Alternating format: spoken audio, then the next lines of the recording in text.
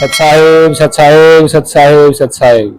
जय सतगुरु साईं अरुण जी महाराज को कोटि कोटि प्रणाम। जय सतगुरु कबीर साहिब जी को कोटि कोटि प्रणाम। आप सभी भक्तजनों, प्रेमियों, साधु संतों, माताओं, बहनों, छोटे बड़े और पृथ्वी के सभी जीवों को मेरा कोटि कोटि प्रणाम। सत साहेब सत साहेब सत साहेब। वंदे मातरम। तो भक्तजनों, प्रेमियों, आज जो हम बात करेंगे वो पाखंडवाद पे बात करेंगे कि किन लोगों ने क्या क्या पाखंड फैलाया और जिन्होंने शुरू में पाखंड फैलाया, पहली बात तो उनका कोई नाम नहीं, निशान नहीं, कोई इतिहास नहीं, कोई लेना नहीं, कोई देना नहीं। कहां से क्या शुरू किया कोई अता पता नहीं है। भक्तजनों, प्रेमियों, सतगुरु कबीर साहिब का इतिहास है, उनका सब कुछ है, नाम, एड्रेस, पता, गांव, और उन्होंने जो बोला वो भी है। तो जिनका इतिहास होता है, उन्होंने जो लिखा है, उन्होंने चाहे कैसा भी लिखा हो, लेकिन उनका इतिहास है, नाम, एड्रेस, पता है। लेकिन कुछ पाखंडवाद की किताबें ऐसी हैं जिनको लिखा गया, लेकिन लिखने वाले का कोई एड्रेस, गांव, इतिहास, किस भाषा में लिखा, कब लिखा, किसने लिखा और किस चीज पर लिखा। भाई, एक तो पन्ने पे लिखा या ताम्र पत्थर पे लिखा या शिलालेख पे लिखा। जिन्होंने पाखंड फैलाया उनका कोई इतिहास नहीं है। हमारे भारत में सबसे पहले कर्मकांड फैलाया उन लोगों का कोई इतिहास नहीं है, क्योंकि हमारे इतिहास में, रियल इतिहास में तो कर्मकांड है ही नहीं। मंत्र तंत्र, लोगों को बेवकूफ बनाना, जादू झाड़े, ये हमारी सभ्यता में नहीं थे, हमारे इतिहास में थे ही नहीं, ना ही हमारे इतिहास में ये चीजें लिखी हुई। और जिनमें लिखा हुआ है वो हमारी किताबें हैं ही नहीं, चाहे वो कोई भी ग्रंथ हो, वो हमारा नहीं है। और जिन्होंने लिखा है उनका तो कोई नाम, एड्रेस पता ही नहीं है।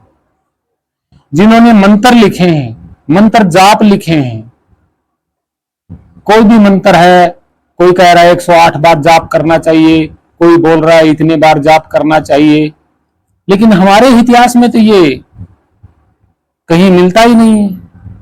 और ये मंत्र जाप चलाए किसने, ये भी नहीं पता चल रहा है किसी का। तो यहां बिल्कुल सत्य सामने है, बिल्कुल सत्य सामने है कि झूठ है ये मंत्र जाप, क्योंकि पता ही नहीं चलाया किसने, क्यों चलाया। किसी भी काल्पनिक देवी देवता का नाम बना के उसका मंत्र बना दिया, उसके भजन बना दिए, आरतियां बना दी। भाई, जिस इंसान का इतिहास अगर होता है, उसका नाम, ठाव, उसकी सदी, भाई वो ईसा पूर्व है या वो ईस्वी में है या 100 साल पहले है या 200 साल पहले है, तो उसका बना देते हैं, उसके नाम का भजन भी बना देते हैं, आरती भी बना देते हैं।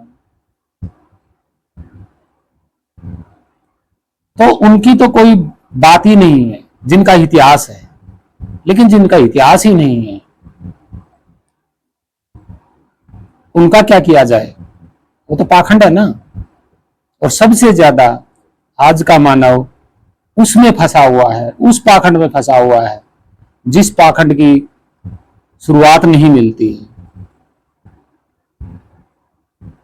और जब प्राचीन इतिहास को देखते हैं तो जो आज का पाखंड है वो पाखंड प्राचीन इतिहास में नहीं मिलता है। तो इसका मतलब यही है, यही कोई 200-400 साल पहले या 500 साल पहले ऐसे लोगों ने पाखंड फैलाया, जैसे कर्म कांड, मूर्ति पूजा, मंत्र तंत्र, घंटे घड़ाल, और जैसे गंगा में अस्थियां बहवाना, ये आदि अनादि काल से नहीं है, ये सत्य है। यही कोई 300-400 साल से शुरू हुआ है ये, उससे पहले था ही नहीं कभी। क्योंकि पुराने इतिहास में तो अस्थियों पे स्तूप बनवाए जाते थे, मुसलमान धर्म में कब्र बनवा देते हैं, ये सब होता था। किसी नदी को, पवित्र नदी को खराब करना हमारे इतिहास में नहीं है, ये सत्य है। और जब आज की इसमें देखा जाता है तो इतना पाखंड मिलता है, इतना पाखंड मिलता है जिसकी कोई हद नहीं। और मनुष्य अपने शारीरिक सुख, धन लाभ के लिए ये पाखंड करता है। मेन बात तो यही है, धन लाभ शारीरिक सुख के लिए पाखंडवाद करवाता है और कर रहे हैं कि ये करने से वो हो जाएगा, ये करने से वो हो जाएगा। तो भक्तजनों, प्रेमियों, ये सत्य नहीं है। हमारा जो इतिहास है और संतों का इतिहास तो रियल है, वो तो रचा हुआ है। वो तो आए थे यहाँ पे, उनके तो माता पिता भी थे, घर भी था। वो जो काम करते थे वो काम भी इतिहास में मिलता है कि हमारे संत पुरुष क्या काम करते थे। लेकिन पाखंडियों ने जो ग्रंथ लिखे हैं बड़े बड़े, वो भी 400-500 साल पहले, और संस्कृत में लिख के छोड़ दिए, न जाने और भाषाओं में लिख के छोड़ दिए कि ये आदि अनादि काल से चले आ रहे हैं। लेकिन ये झूठ है। आदि अनादि काल से हमारे भारत में सम्राट अशोक की भाषा के सिवा दूसरी कोई भाषा थी ही नहीं। और उसके बाद सारी भाषा आई है, और उसके बाद ही सब कुछ लिखा गया है। हमारी भाषा में, हमारी प्राकृत भाषा में, हमारी लिपियों में ये चीज नहीं मिलती। ना ही पाखंडवाद के ग्रंथ मिलते, ना ही कर्मकांड के मिलते, किसी भी चीज के नहीं मिलते। ना ही किसी की तंत्र मंत्र विद्या मिलती, नहीं। हाँ, परमात्मा के गुणगान मिलते हैं, गुरु संतों महात्माओं के गुणगान मिलते हैं, बस। इसके अलावा किसी का कोई गुणगान नहीं मिलता है, ये सत्य है। बाद में देवी देवताओं के काल्पनिक जो गुणगान बनाए गए हैं वो झूठ है, क्योंकि वो कभी आए नहीं, धरती पे हुए ही नहीं। अगर होते तो उनकी भाषा मिलती, उनके उनके खुद के शिलालेख मिलते, और आदि अनादि काल से उनकी भाषा चली आ रही होती, लिखी हुई मिलती।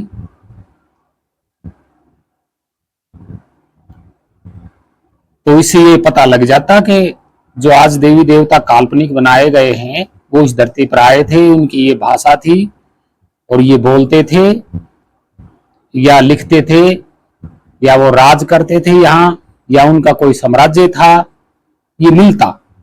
लेकिन उनका तो ऐसा कुछ मिलता ही नहीं, हो ठिकाना ही नहीं मिलता। कहाँ आए, कौन सी जगह आए, कब आए, किसने देखा, ये नहीं मिलता। जब ये मिलता ही नहीं है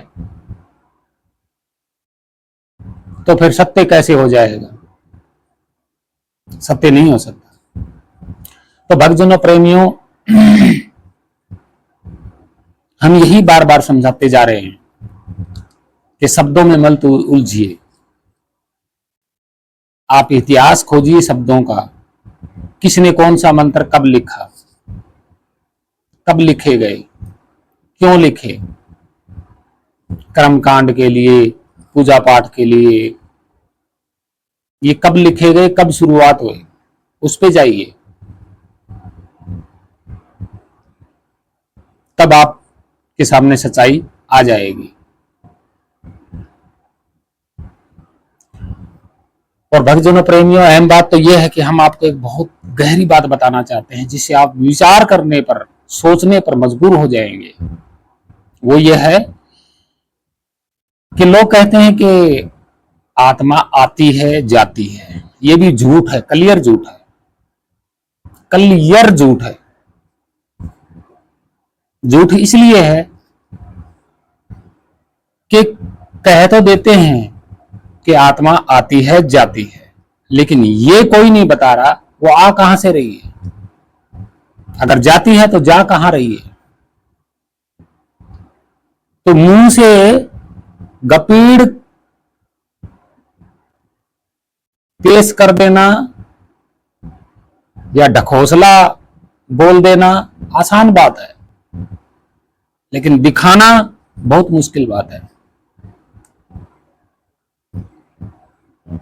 हर किसी से पूछ लो, पाखंडी गुरु से, बता देगा कि आत्मा आती है जाती है, ये नहीं बताएगा कहां से आई, किस स्थान से आई, कहां है वो स्थान, और फिर जाती है कहां जाती है, कैसी है, क्या रंग है, कितनी बड़ी है वो। ये जब पूछने लग जाओगे तो कोई नहीं बताएगा।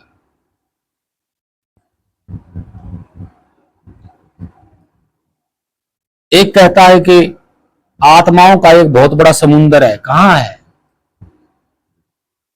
चंद्रमा पे है, सूर्य पे है, या धरती के किसी कोने में है, या समुंदर में है, या हिमालय पर्वत पर है, या कैलाश पर्वत पर है। कहां है भाई? और वहां से चल के आएगी, कहां आएगी? सिर्फ भारत में, हिंदुस्तान में चल के आएगी और कहीं नहीं जाएगी। अमेरिका में भी तो आदमी रहते हैं, उनके अंदर भी तो आत्मा होगी ना। तो सारी धरती पे जितनी आत्माएं फैली हुई कहीं से तो आती होंगी, किसी ग्रह से, मंगल ग्रह से या बृहस्पति ग्रह से, कहां से आती होंगी? बताया किसी ने?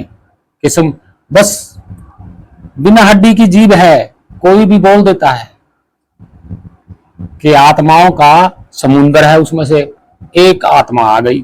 फिर क्या हुआ? एक आत्मा आई तो भाई, जीव से कहना, गपीड़ झोंकना, पाखंड फैलाना आसान है,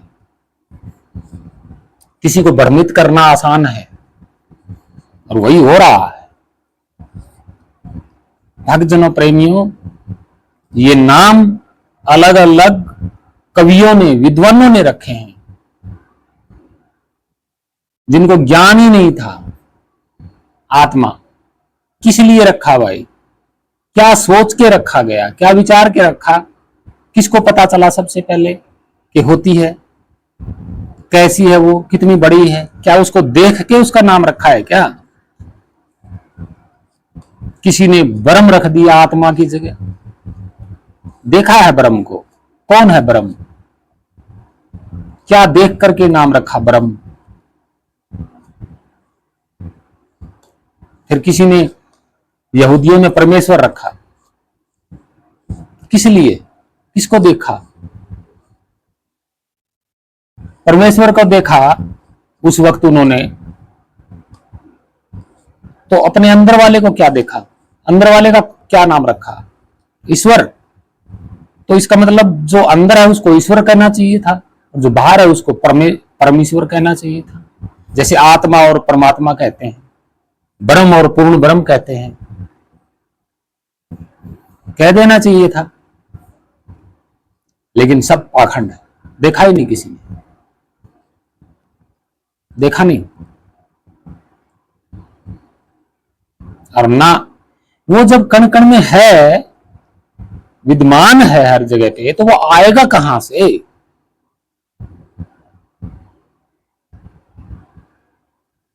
वही अगर आप परमात्मा कण कण में विद्यमान है, यहां पे भी है, कोई स्थान ही खाली नहीं है, तो आत्मा कहां से चल के आएगी?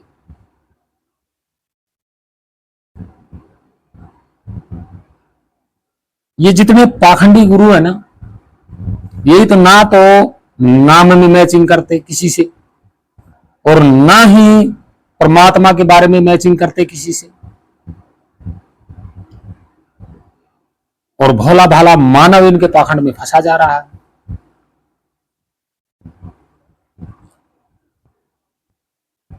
हे मानव, ऐसा नहीं है कि किसी ने मुंह से बोल दिया और वैसा ही आपने मान लिया और हो गया, या आपने मान लिया कि है। ऐसा नहीं है,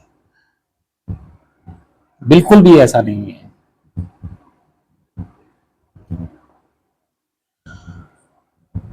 कि पहली बात तो यह है कि शरीर में आत्मा जो नाम है ये है ही नहीं। ये शरीर के अंदर और बाहर ये आत्मा नाम लागू है ही नहीं।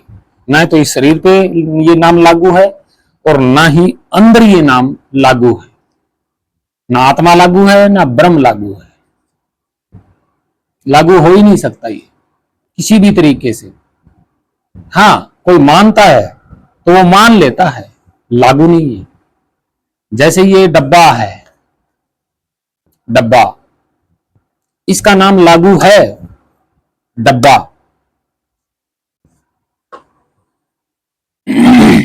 लेकिन अंदर में किसका नाम लागू करोगे? आत्मा का। देखा कभी?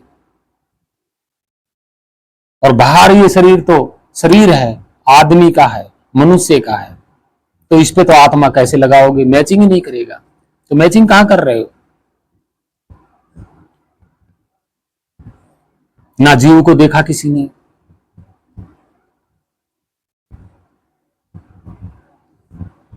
किसी ने भी माइक अल्लाह ने ये नहीं कहा। पाखंडी ने तो कहा ही नहीं। जितने भी पाखंडी गुरु है ना, ये तो कहते ही नहीं कभी। और जो भोला भाला इंसान होगा, अगर उससे पूछा जाए तो वो पता क्या बोलेगा? वो कहेगा कोई तो है जो चला रहा है। वो नाम नहीं रखेगा उसका, वो सिर्फ ये कहेगा कोई है। तो क्यों कह रहा है? क्योंकि उसने कभी देखा नहीं। जब देखा ही नहीं तो उसको बेचारे को नाम क्या पता। वो तो यूं ही कहेगा ना, कोई है, भाई है कोई, बस। और पाखंडियों से पूछेंगे तो सीधा नाम बताएंगे, जैसे वो रख के आया है या उसके दादा परदादा दादा ने उसको नाम रखा है, ऐसे बोलेंगे। जैसे पास में खड़े थे जब उसका नामाकरण हुआ। हे मानव, जागिए। इन पाखंडियों के पास कुछ नहीं है। सिर्फ ये तो वस्तु देख करके तो हर कोई नाम रखता है, लेकिन पाखंडियों ने तो वो देखा ही नहीं, फिर भी नाम रख दिया और आपने मान लिया कि वो है। ये नाम है उसका पक्का। कितनी मूर्खता वाली बात है। शरीर में अगर आत्मा होती तो कहीं न कहीं हमें प्रभाव या महसूस होता अंदर, बिल्कुल होता। हमारे शरीर में हम सांस लेते हैं, तो जब सांस लेते हैं तो नाक को पता चलता है, पेट को भी पता चलता है। छोड़ते हैं तब पेट को पता चलता है, नाक को भी पता चलता है। लेकिन जब प्राण जाते हैं आते हैं, ये बाहर आते जाते नहीं दिखाई देते। हवा में भी वजन होता है, लेकिन उसका तो कोई वजन ही नहीं है। जैसे हवा को नहीं देख सकते हैं और इसमें वजन है, फिर भी पता लग जाता है, लेकिन उसमें तो वजन भी नहीं है और दिखता भी नहीं है, तो कैसे नाम रख दिया? हवा का नाम रखा है तो प्रभाव डाला हवा ने, तभी तो नाम रखा है ना। लेकिन वो तो प्रभाव ही नहीं डालता, उसका तो वजन ही नहीं लगता। और फिर इस शरीर में कौन से कोने में है वो आत्मा, वो जीव? कोई नहीं बता पाएगा, पता ही नहीं किसी को। यूं ही रख दिया, टरका दिया यूं ही। पाखंडियों ने टरका दिया, लोगों ने मान लिया। और जो है वो कोई जानने की कोशिश ही नहीं करता। फिर कहते हैं कि हम परमात्मा के लिए भक्ति करते हैं, ध्यान योग करते हैं, फलाना करते हैं, धिमका करते हैं, मंत्र जाप करते हैं। क्यों बेवकूफ बना रहे हो?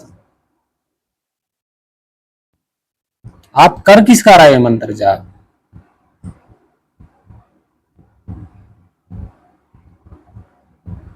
आप समय अंदर में कौन हो, यही जान लीजिए, बस काफी है।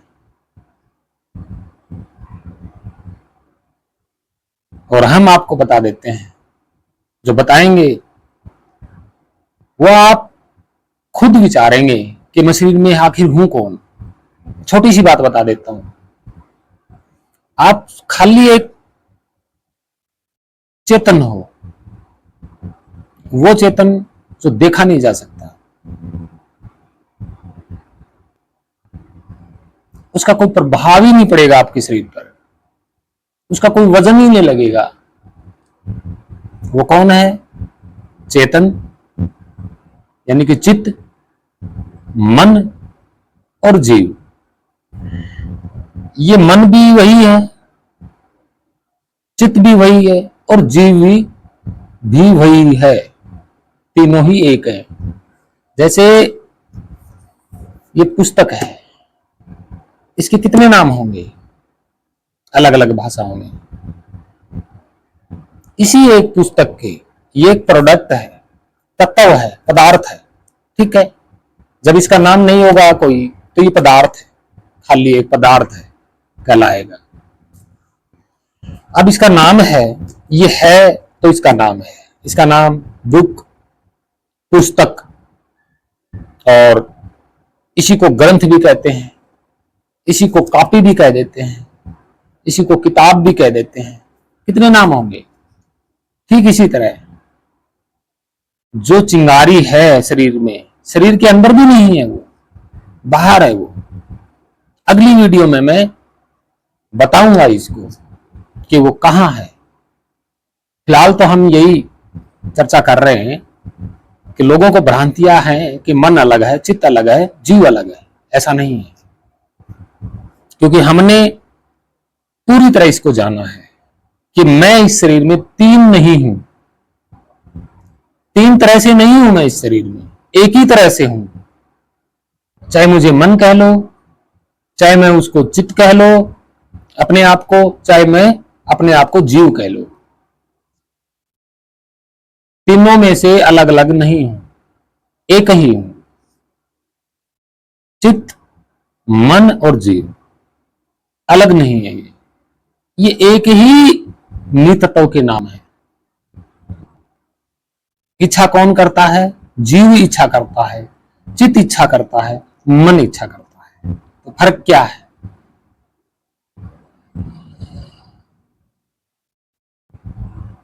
समझाता हूं। ये किताब है, इसके कितने नाम है? 4 नाम तो मैंने ही गिनाए हैं ना, तो ध्यान से देखते रहना। इस किताब का क्या काम है? खुलना।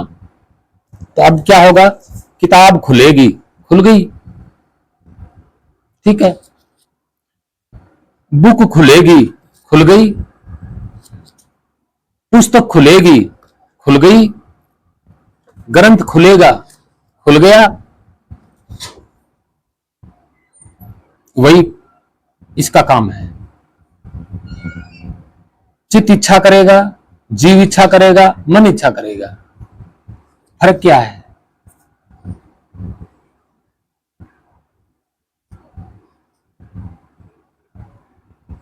किताब खुल गई, बुक खुल गई, ग्रंथ खुल गया, कॉपी खुल गई, पुस्तक खुल गई। खुलना मतलब इच्छा। एक उदाहरण के लिए समझाया है मैंने। जिस तरह किताब का खुलना होता है, बुक का खुलना होता है, पुस्तक का खुलना होता है, ग्रंथ का खुलना होता है, कॉपी का खुलना होता है, किताब का खुलना होता है, इसी तरह चित्त की इच्छा, मन की इच्छा, जीव की इच्छा। फर्क क्या है? और शरीर के अंदर आत्मा नहीं है, ना वो आती है और ना जाती है। कोई कहता है ना आती है, तो पूछो कहां से आ रही है। कोई कहता है कि आत्माओं का समुद्र है, तो कहां है? इतनी दूर कहीं तो होगा ना भाई। वो 100 किलोमीटर दूर है या लाखों किलोमीटर दूर है, तो जो लाखों किलोमीटर दूर अगर समुद्र है आत्माओं का, तो वहां से एक आत्मा चल के आएगी तो वो कितनी बड़ी होगी, कितनी छोटी होगी। और जब वो वहां से चल के आई है इस धरती पे, तो उसका आने जाने का वो कितनी किलोमीटर का रास्ता है। तो वो आत्मा बड़ी है या वो किलोमीटर की दूरी का रास्ता बड़ा है? ये सोचिए पहले। अगर रास्ता बड़ा है तो आत्मा बड़ी नहीं है, आत्मा बड़ी नहीं है।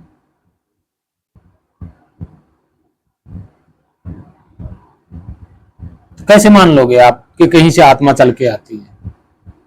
और वो जाती है तो जाने का जो उसका दूरी का रास्ता है वो रास्ता बड़ा है। फिर आत्मा क्या अविनाशी हुई? अविनाशी तो है ही नहीं। फिर वो कहां अविनाशी हुई? उससे पहले तो रास्ता है, उससे पहले तो जन्म रास्ते ने लिया है ना।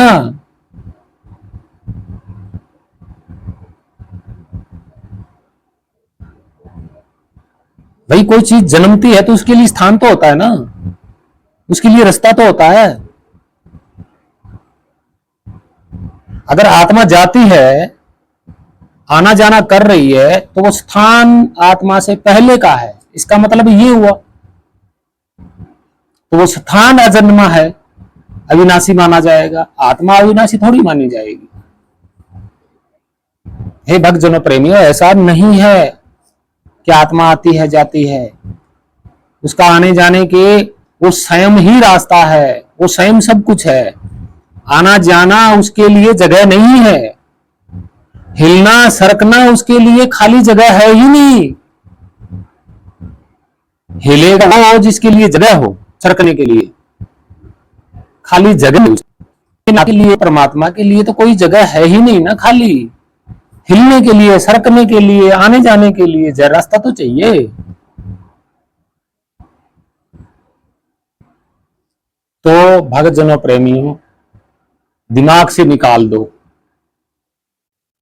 और वो शरीर के अंदर नहीं है, ये भी दिमाग से निकाल दो कि शरीर में है। शरीर में नहीं है वो, ना जीव शरीर में है।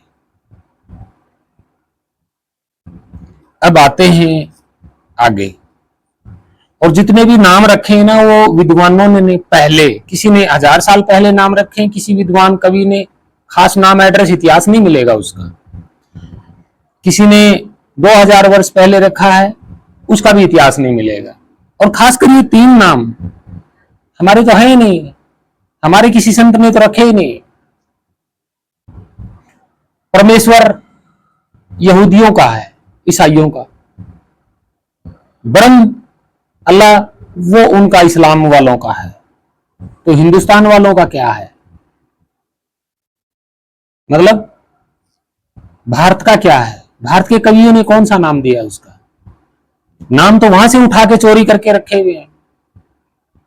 आत्मा है तो वो भी यहूदियों का ही है, आदमा बोलते थे वो। आदमी को ही, ये सारे आदमी के ही नाम थे, शरीर के नाम थे, न कि उस सूक्ष्म तत्व का नाम था। लेकिन पाखंडियों ने यहां उस सूक्ष्म तत्व का नाम बता दिया। थे ये आदमी के नाम, लेकिन यहां पाखंड फैलाया, भोले भाले इंसानों को गुमराह किया और नाम रख दिया। इब्राहिम, ब्रह्म, ये आदमी के नाम है उनके। आदम, आत्मा, आत्मा, आदमी, ये उनके नाम है, वो शरीर के नाम है। ईश्वर, ये भी शरीर का नाम है। इस मानी आदमी, वर मानी ताकत वाला। तो वो उनके ताकतवर राजा महाराजा हुआ करते थे, उनके नाम थे ये, जो इस धरती पे थे, राज किया करते थे। या उनका कोई संत होगा। जो सूक्ष्म जो है, नी तत्व नी अक्षर, उसका कोई नाम नहीं है, ना ही उसने उसका कभी किसी ने नाम रखा। ये पाखंडियों ने रखे हैं बाद में। हालांकि इस्लाम धर्म में भी उस सूक्ष्म तत्व नी अक्षर का कोई नाम नहीं है, कोई नाम नहीं है। उन्होंने भी आदमी का नाम रखा है, और ईसाइयों ने भी आदमी का रखा है, इस्लाम में भी आदमी का नाम रखा गया है। लेकिन किसी भी देश में उस निअक्षर, उस नी तत्व का कोई नाम नहीं रखा। उन्होंने जो भी नाम रखा, किसी को देख करके नाम रखा। और हमारे यहाँ पाखंडवादियों ने तो लोगों के नाम चोरी किए, बाहर वालों के, और यहाँ ग्रंथों में ठकोस दिए। बोले फलाना ये बोल के गया, दिकड़ा ये बोल के गया। सब पाखंड है।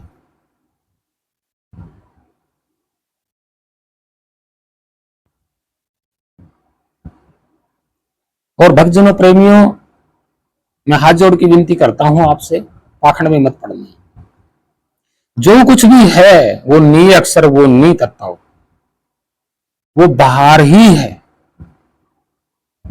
जैसे ये वस्तु है तो इसके इर्द गिर्द है वो, क्योंकि उसके लिए कोई खाली स्थान नहीं है, इसलिए वो आता जाता नहीं है। वो स्वयं एक डार्क एनर्जी है, नी तत्व, नी अक्षर, शब्द स्वरूप है। वो बाहर हो रहा है। और आप कौन हो? आप एक चित्त हो, जीव, मन। मतलब ये भी समझा देता हूं मैं अच्छी तरह से।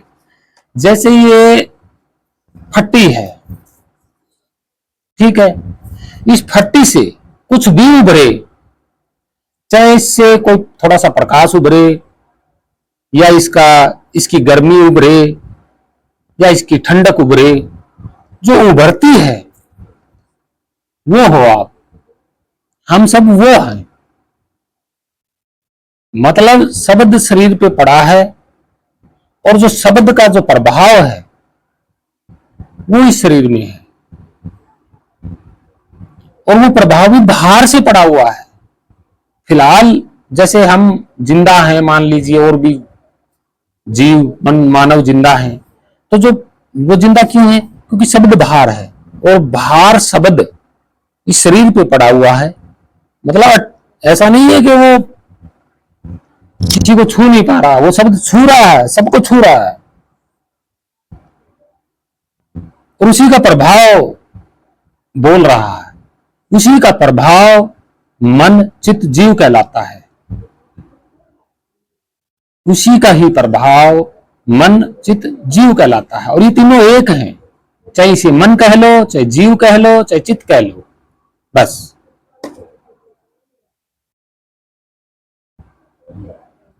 ये हो आप, और ये अंदर नहीं हो। प्रभाव बोल रहा है अंदर, तो ये प्रभाव बोल रहा है। जो कुछ भी है बाहर है, ना आता है वो, ना जाता है।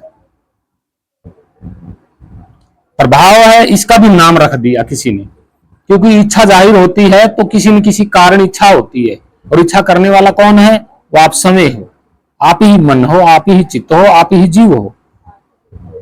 तीनों अलग नहीं है, एक ही हो। चाहे मन कह लो, चाहे जीव कह लो, चाहे चित्त कह लो।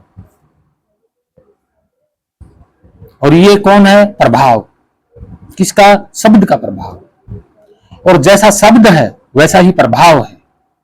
प्रभाव का और शब्द स्वरूप का स्वरूप एक ही है, अलग अलग नहीं है। जैसा शब्द है वैसा ही शब्द का प्रभाव है। प्रभाव कौन है? प्रभाव मतलब शब्द से होने वाला उत्पन्न। कौन? मन, काल, चित्त, जीव, ये एक ही है, कोई फर्क नहीं है। और यहां उलझे हुए बैठेंगे। सारे काम कौन कर रहा है बाहर? ये मन ही कर रहा है, ये जीव ही कर रहा है, ये चित्त ही कर रहा है। चित्त में जैसी मन में, चित्त में जैसी भावना रखोगे फिट हो जाएगी, मन में जैसी भावना रखोगे फिट हो जाएगी। जीव जैसी भावना मान लेता है फिट हो जाता है।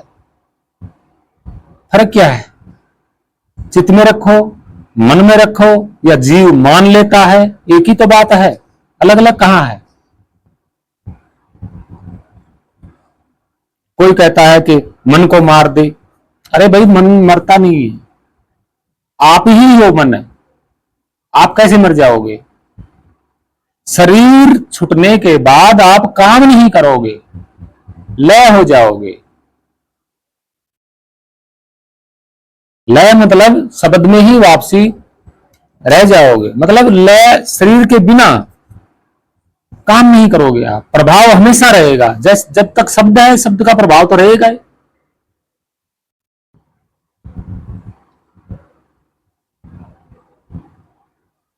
तो कैसे अलग कर दोगे?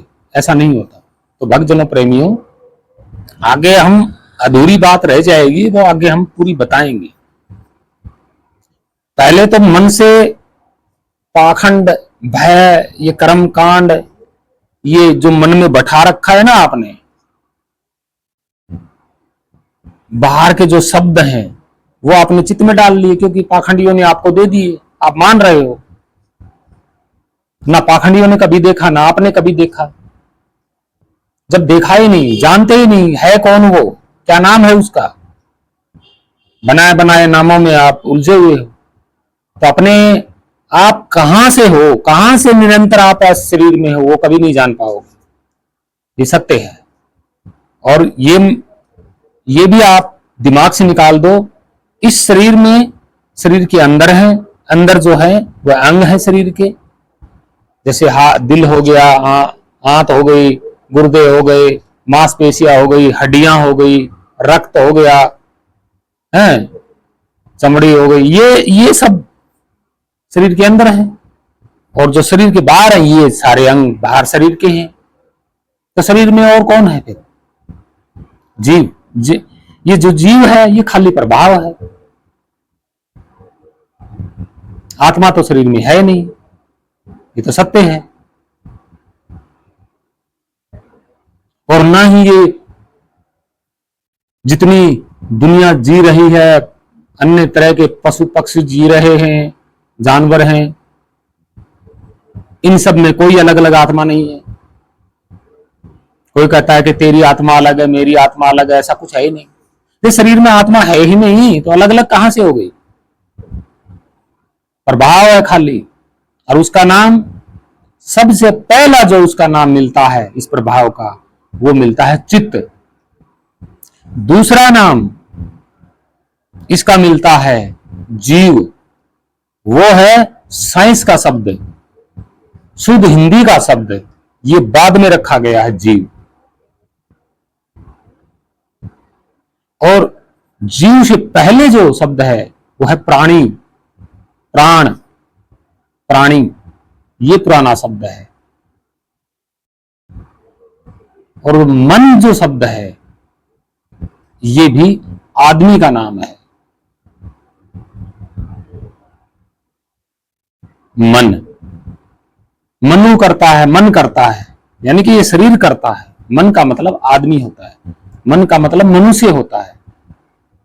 ये छोटे बड़े शॉर्ट में ये सब बाद में लिखे गए, इनको दर्जा दे दिया गया। परमात्मा का नाम दर्जा देना, परमात्मा का नाम लिख के दे देना किसी को अच्छी बात नहीं है, गलत बात है, पाखंड है। किसी माई के लाल की हिम्मत आज तक हुई ही नहीं कि किसी का कोई परमात्मा का नाम बना दे, या उसका नाम कोई लिख दे, या उसका नाम कोई सुन ले कानों से, या उसका नाम कोई देख ले। उसकी भाषा, भाई वो किस भाषा में लिखा हुआ है आज तक कोई नहीं देख सकता, और ना ही मुख से बोल सकता। मुख से तो इसलिए नहीं बोल सकता क्योंकि आंखों से देखे बिना कोई चीज हम बोल नहीं सकते, कानों से सुने बिना हम कोई चीज बोल नहीं सकते। इसलिए वो आंखों से देखा नहीं जाता, वो भाषा, वो अक्षर ना कानों से सुना जाता, तो मुंह से क्या बोलोगे? तो भक्तजनों, प्रेमियों, सतगुरु कबीर साहिब ने जो वाणी में अपने बताया है वो क्या कहा है? नी अक्षर नी तत्ताओ, बस उन्होंने ही नाम नहीं रखा। और जब अलग अलग बीजक में कबीर साहिब की बहुत सारी वाणियां लोगों ने बना रखी, पाखंडियों ने भी बना रखी हैं, कवि विद्वानों ने भी बनाई है, लेकिन कबीर साहिब की बात को नहीं समझ पाए। तो उन्होंने भी कहीं राम ठोक दिया, कहीं कहीं कुछ ठोक दिया, कहीं कुछ ठोक दिया, कहीं ब्रह्म ठोक दिया। हालांकि कबीर साहिब ने किसी के नाम की चोरी कभी नहीं की, उन्होंने किसी के दूसरे का कोई ज्ञान या कोई नाम शब्द चोरी नहीं किया। तो कबीर साहिब के बीजक में ब्रह्म कहां से आ गया? ब्रह्म पूर्ण ब्रह्म, ये ब्रह्म पूर्ण ब्रह्म, आत्मा परमात्मा कहां से आ गया? कबीर साहिब ने तो कभी चोरी की ही नहीं किसी की शब्द की। ना राम, राम लिखते हैं ना, ये राम, ये आदमी का नाम है। ये कब आया था? 1300 के बाद, 1300 ईस्वी के बाद हिंदी में और संस्कृत में लिखा गया था राम।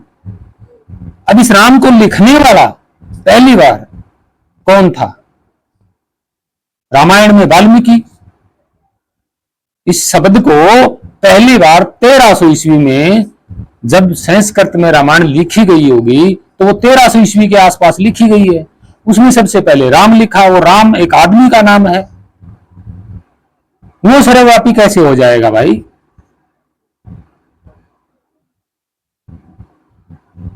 उसका नाम कैसे भजोगे? और वो भी एक बुद्धिस्ट की जातक कथा है। उससे पहले जो मिलती है वो तो एक कहानी है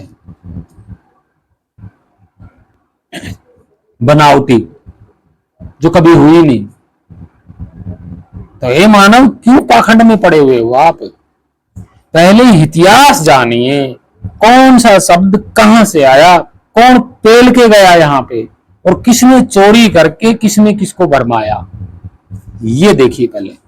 आपको पता चल जाएगा कि आत्मा होती है या नहीं होती है, या शरीर के अंदर आत्मा है या नहीं है। शरीर आत्मा कहीं से आती है पता जाएगा। हाँ, वो एक डार्क एनर्जी है, साहब ने बताया, तो नी अक्षर नहीं था हुआ है, ना देखा जा सकता, ना बोला जा सकता, ना सुना जा सकता, और ना ही लिखा जा सकता, क्योंकि उसकी कोई भाषा ही नहीं है।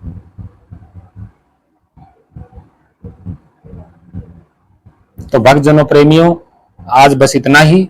अगली वीडियो में फिर बताएंगे, हम आपको बिल्कुल सत्य बताएंगे।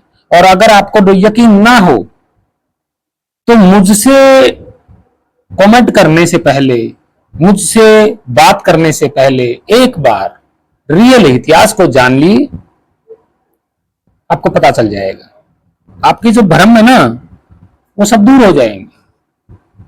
आप समय कौन हो और आप किससे निरंतर हो रहे हो, ये आपको बाद में वीडियो में बताएंगे, खुल के बताएंगे। लेकिन पहले अपने अंदर जिज्ञासा उठाइए, इच्छा कीजिए अपनी कि मैं कौन हूं, कहां से हो रहा हूं निरंतर, कब मैं, क्या मैं कहीं से आया था या कहीं जाता हूं या आता हूं, या मेरे को, मैं जिसका भी अंश हूं, क्या वो आता है जाता है, क्या वो कहीं और बैठा है। ये जिज्ञासा कीजिए पहले और सतमार्ग पे चलिए, आपको पता लग जाएगा। उसी प्रभाव के सारे जीव जंतु हैं, उसी प्रभाव के मनुष्य हैं। हाँ, वो शब्द स्वरूप परमात्मा, मतलब वो शब्द स्वरूप निरक्षर नितत्व, उसका कोई धर्म नहीं है। वो आता जाता नहीं है, वो हिलता नहीं है, क्योंकि हिलने के लिए उसके लिए कोई स्थान ही नहीं है। ना आने जाने का उसका कोई स्थान है, क्योंकि खाली जगह नहीं है। ना इधर उधर हिलने के लिए कोई स्थान है, क्योंकि खाली जगह नहीं है। खाली जगह की तो होगी तो हिलेगा। और ना ही वो दिखता, सर्वत्र वो एनर्जी हर जगह है, दिखती नहीं है। वो प्रभाव नहीं डालती, वो ऐसे दबाव नहीं डालती हवा की तरह।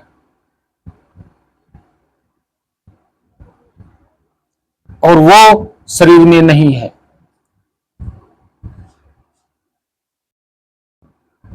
वो निर्विकार है, उसका कोई परिवर्तन नहीं होता। वो जैसा जब से भी वो है, वैसा का वैसा वो आज भी है। वो हर जगह है वो एनर्जी। उस एनर्जी पे एक कण का दाना भी चिपक नहीं सकता। वो अधरवासी है।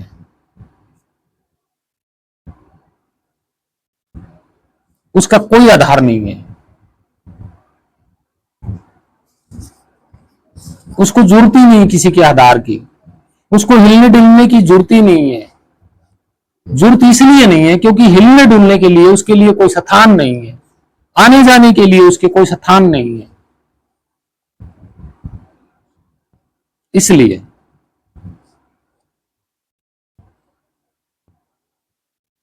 तो भक्तजनों, प्रेमियों, सतगुरु कबीर साहिब का,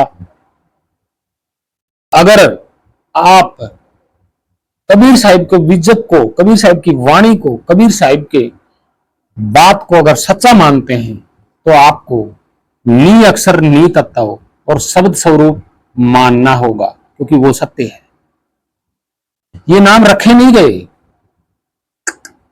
ये किसी के नाम नहीं है। नि अक्षर, नि तत्व, शब्द स्वरूप